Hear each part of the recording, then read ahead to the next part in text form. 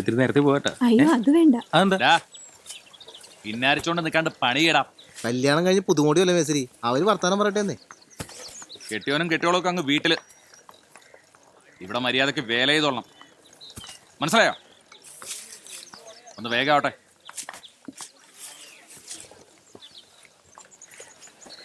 ഇതുകൊണ്ട് അകത്ത് വയ്ക്കും. മേശരി അല്ല, മുതലാളിയാണെന്ന് അവന്റെ ഭാവം. നമ്മളെ കൊള്ളൂലാഞ്ഞിട്ടല്ലേ ചേട്ടാ അവനും ഇവിടെ കിടന്ന് ഞെളിയണേ.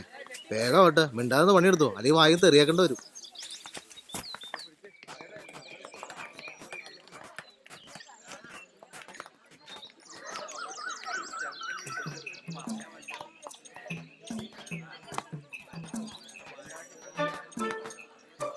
ഏതല്ലേ നിങ്ങൾ മുഴുവൻ കത്തിക്കല്ലോ. വെറുതെ ഒരു രസത്തിന് പോയി പണികള് പോയി. അല്ലെങ്കിൽ കള്ളപ്പണി സരസുവിന് വാശില്ല മേസ്തിരി. അല്ല പിന്നെ പിന്നെ ഒരു ബീഡി വലിക്കാൻ പോലെ സമ്മതിക്കില്ലേ കാലന്മാര്. എന്നെ കൊണ്ടൊന്നും പറയിപ്പിക്കണ്ട.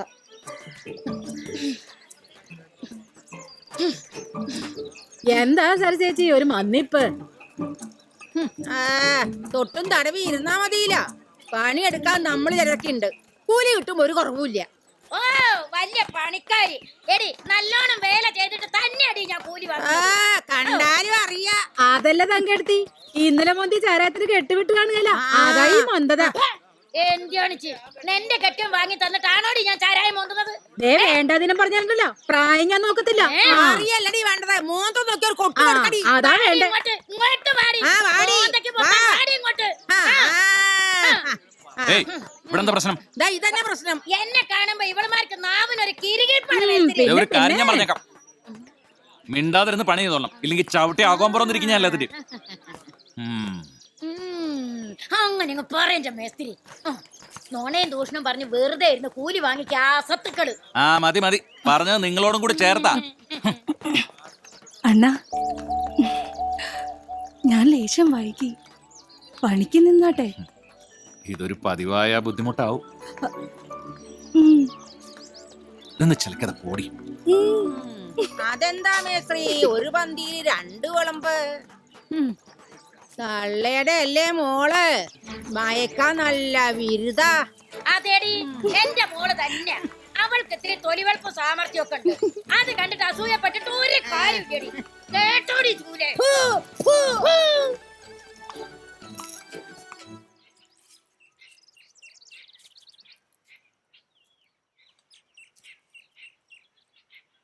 കൊച്ചിന് കഞ്ഞി ഇനിയും വേണോ?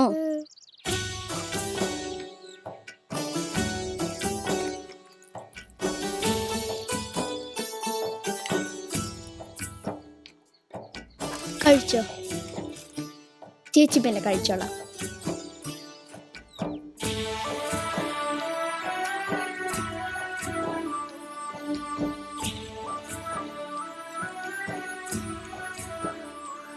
മോളെ വേഗം സ്കൂളിൽ പോകാൻ നോക്ക്, നേരം വൈകി.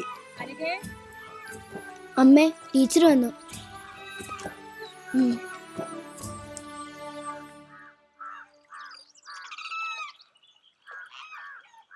പോവാൻ ടീച്ചറെ.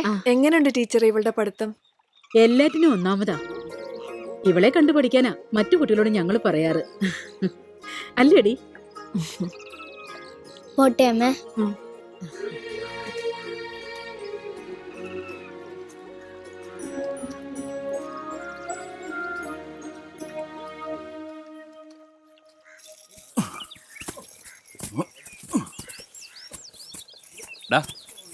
കെട്ടെല്ലാം കടവിലേക്ക് അടുപ്പിച്ചോ, കയറ്റി വിടണം. മേശരി ആഫീസിൽ ചായ വെക്കട്ടെ? മുതലാളി വന്നിട്ട് മതി. ഓ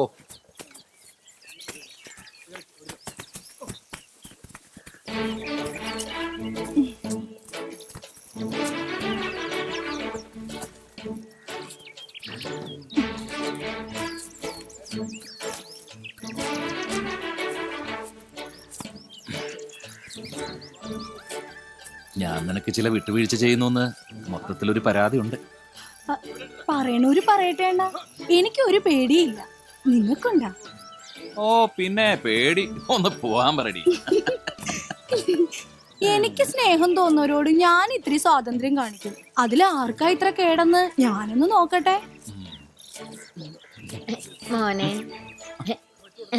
സരസുവിന് ഇത്തിരി കാശ് വേണമായിരുന്നു. കാശോ? പറ്റായിട്ട് മതി. കൂലി കിട്ടുമ്പോ മോൻ പിടിച്ചോ. കൊടുക്കണ്ടെണ്ണ, തള്ളക്ക് ചാരായ മോന്താനാണ്. നേരം വെളുത്താ പിന്നെ ഈ ഒരൊറ്റ വിചാരം മാത്രമേ ഉള്ളൂ. ഞാൻ പണിയെടുക്കണ കാശ് മേടിക്കണേ നിനക്കെന്താടി? എന്നാ നീടാ. പിന്നെ നോട്ടടിക്കലല്ലേ എന്റെ പണി. പോയി ജോലി എടുക്കുന്നതാളെ.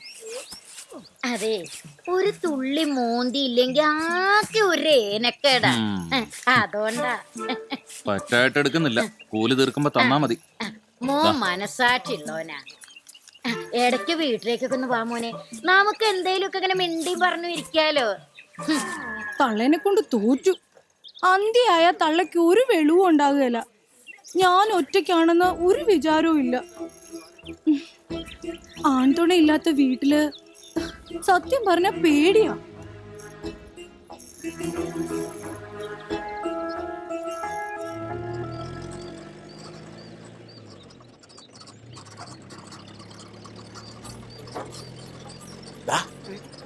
അത് നമ്മുടെ ജാനിയൻ.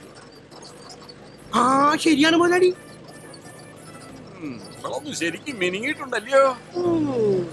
കല്യാണം കഴിഞ്ഞതിന് ശേഷം ഇവിടെ ശരിക്കും അങ്ങോട്ടൊന്ന് കാണാൻ ഒത്തിട്ടില്ല. അതിനു മുമ്പ് നേരത്തെ കണ്ടിട്ടുള്ളതല്ലേ? ഇപ്പൊ അവൾക്ക് നമ്മളൊരു മൈൻഡ് ഇല്ല. ഈ കല്യാണം കഴിഞ്ഞാ പിന്നെ പെണ്ണുങ്ങളൊക്കെ ഇങ്ങനെയാടാ. പിന്നെ നമ്മളെ വേണ്ട. മുതലാളി എന്താടാ?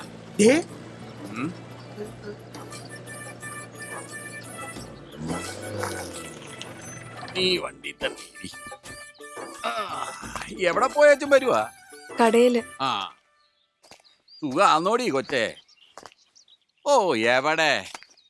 നിന്റെ കാര്യത്തിലൊന്നും ആ കാർത്തികേയന് ഒരു ശ്രദ്ധയില്ലാന്ന് എനിക്ക് നന്നായിട്ട് അറിയാം. അവന്റെ ഒരു ഒടുക്കത്തെ കള്ളുകൂടി. ആര് പറഞ്ഞാലും അവൻ അനുസരിക്കുകയല്ല. ഞാൻ കുറെ ഗുണദോഷിച്ചതാ, പിന്നെ നിർത്തി. ഓ അവനെങ്ങും നന്നാവത്തില്ലെന്നേ. ഓളിങ് വന്നേ. ആ കുഞ്ഞിപ്പോഴും സംസാരിക്കുകയല്ല അല്ലയോ? ഈ ഊമയായാലും അതാ ഒരു കുഴപ്പം. പിന്നെ സംസാരിക്കുകയല്ല. നീ വിഷമിക്കാതെ, കുഞ്ഞിനെ നമുക്ക് ടൗണിൽ ഏതെങ്കിലും ഒരു നല്ല ഡോക്ടറെ കാണിക്കാം കേട്ടോ. ചുമ്മാ ഇങ്ങനെ വീട്ടിലിരുന്ന് ഈ ആരോഗ്യം കളയണോ? നീ ഫാക്ടറിയിലോട്ട് പോവാ, നമുക്ക് എന്നെങ്കിലും ഒരു ജോലി തരപ്പെടുത്താന്നേ. അല്ല, കാർത്തികേയന്റെ മുമ്പിൽ കൈ നീട്ടാതെ കാര്യങ്ങൾ നടന്നു പോകുമല്ലോ എന്ന് കരുതി ചോദിച്ചതാ. എനിക്ക് ധൃതിയുണ്ട്. എനിക്ക് തിരക്കുണ്ടെന്നേ. ഞാൻ പിന്നെ വഴിയിൽ വെച്ച് കണ്ടിട്ട് വിവരം തിരക്കില്ലെങ്കിൽ രുക്മിണിക്ക് എന്നാ തോന്നുന്നു കരുതി ചോദിച്ചതാ. അല്ല, ഞാനും കാർത്തികേയനുമായിട്ടുള്ളൊരു ഇരിപ്പ് വെച്ചോ അതാന്നല്ലോ. എന്നാ പിന്നെ അങ്ങനെ ആട്ടെ, നമുക്ക് പിന്നെ കാണാം കേട്ടോ. പട്ടണി ആന്നേലും പത്രാസിന് ഒരു കുറവുമില്ല. എന്നാടാ വായി നോക്കി? അങ്ങാടി കോട്ടയിൽ അമ്മയോട് ഒന്നുമില്ലേ?